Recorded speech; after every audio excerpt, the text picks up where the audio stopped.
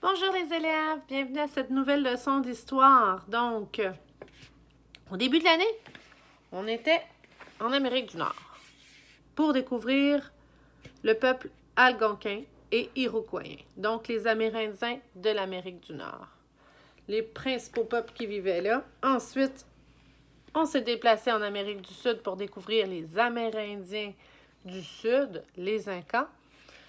Et là, on va se déplacer, on change de continent pour aller en Europe cette fois-ci, pour découvrir les grandes explorations. Toujours en 1500. Mais avant 1500, c'était le Moyen Âge. Et le Moyen Âge, ça a été une période assez difficile pour les Européens à cause de nombreux conflits politiques entre les pays d'Europe. Mais au 15e siècle, ces conflits ont pris fin pour la plupart. Donc, ça a été une petite période d'accalmie, de répit pour l'Espagne, la France et l'Angleterre, qui profitent de ce petit répit-là pour renflouer leurs coffres qui s'étaient vidés pendant les nombreuses guerres. Donc, ces pays-là y arrivent en prenant possession de nouveaux territoires et de leurs richesses, comme de l'or, de l'argent et des pierres précieuses. Mais avant de faire ces grandes explorations-là, de découvrir ces grandes explorations, on va en apprendre davantage sur ce peuple. Donc, toi, tu vas ouvrir ton cahier paysage à la page 40. Au temps des rois. Si on observe une pièce de monnaie, j'ai une pièce de monnaie. Ah! Je m'intéresse à ce côté. Est-ce que tu peux me nommer la personne qui est représentée ici? C'est une reine, bien entendu. Ce qui m'amène à te poser la question, est-ce qu'il existe encore des rois et des reines aujourd'hui? Oui ou non? Tu coches la bonne réponse. Et tu dois me décrire deux choses qui distinguent le roi et la reine du reste de la population. Donc, les différences entre les deux. Exemple, le roi ou la reine vit dans un château, ce qui est un peu différent du reste de la population. À la page 41, si tu observes bien la carte en bas, tu dois maintenant me colorier l'Amérique, donc l'Amérique du Nord et du Sud en vert et l'Europe en rose. OK? Tu as le droit de vérifier là, sur des cartes là, pour vraiment faire la bonne frontière pour délimiter l'Europe en rose et l'Amérique du Nord et du Sud en vert. Dans le milieu, il y a un encadré. Tu dois m'écrire le nom de cet océan. Est-ce que c'est l'océan Pacifique ou l'océan Atlantique? Numéro 2. Vers 1500, les Européens... La question, est-ce que les Européens et les Amérindiens se connaissaient vers 1500? Est-ce qu'ils se connaissaient, oui ou non? Et tu dois m'écrire pourquoi, selon les informations que tu as apprises depuis le début de l'année, là. OK? Est-ce qu'ils se connaissaient? Et tu m'expliques dans tes mots. Maintenant, en observant bien l'illustration de la page 40, tu dois m'encercler en orange la maison des paysans, des gens qui cultivaient la terre. OK? Donc, l'habitation des gens qui cultivaient la terre, et tu me mets un X sur l'habitation des rois et des nobles. Ensuite, tu dois me nommer l'animal qui était beaucoup utilisé en Europe comme moyen de transport. On va faire un peu de lecture, un coup d'œil sur l'Europe. Dans les thèmes précédents, tu as découvert 3 sociétés amérindiennes qui vivaient en Amérique vers 1500. Les Iroquoiens, les Algonquins et les Incas. Dans ce chapitre, tu apprendras ce qu'il se passait en Europe à peu près à la même époque. L'Europe était alors dans une période de son histoire qu'on appelle la Renaissance. Cette période a commencé au 15e siècle, donc 15e siècle, c'est la période qui s'étend de 1400 à 1500, jusqu'au 17e siècle, OK? Donc, période qui s'étend de 1600 à 1700. Durant la Renaissance, les sociétés européennes ont connu de grands changements sociaux, culturels et artistiques. La société française vers 1500.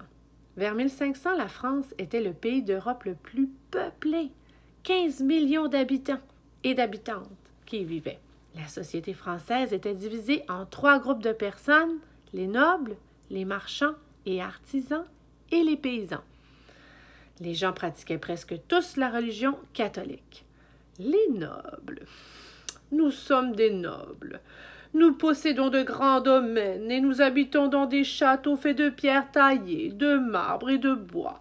Nous sommes propriétaires de terres où nous faisons travailler les paysans et les paysannes. Nous seuls avons le droit de chasser. Nous ne sommes pas nombreux, mais nous sommes très riches et très puissants. Le roi et sa famille sont les nobles les plus importants. Les paysans et les paysannes. Les paysans et les paysannes vivaient dans des villages, travaillaient sur les terres des nobles. Ces gens cultivaient surtout des céréales, comme le blé et l'avoine, et élevaient les animaux. Ils habitaient dans des chaumières, des petites maisons en bois couvertes d'un toit de chaume, c'est-à-dire une sorte de paille. Ils étaient beaucoup plus nombreux que les nobles, mais ils étaient beaucoup plus pauvres. En fait, c'était le groupe le groupe qui était le plus pauvre en France. Dans l'illustration de la page 40, en cercle en bleu, les personnages qui sont des paysans et des paysannes. Il y en a 5. Page 43. Les marchands et les artisans. Les marchands et les artisans vivaient surtout dans les villes.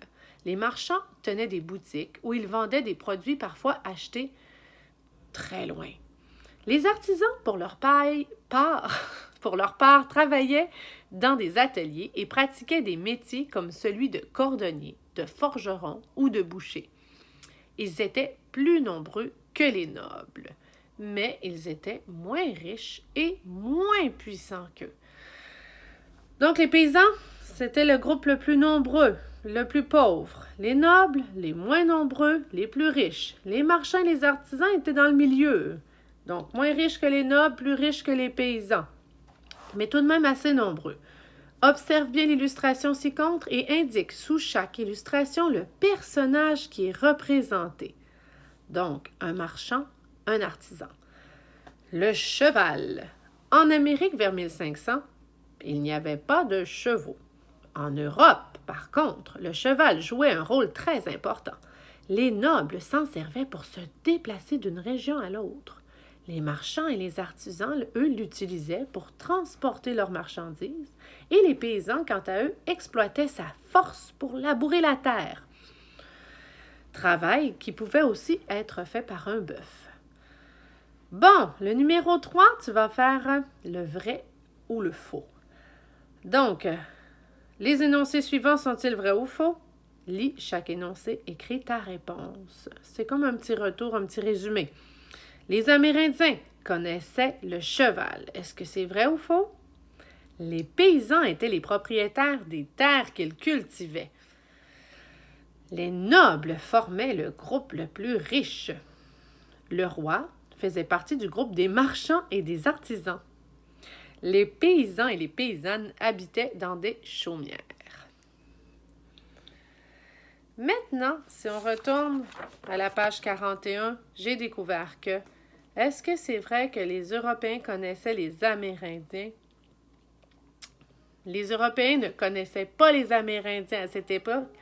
Pourquoi? Parce qu'ils n'avaient pas encore découvert l'Amérique.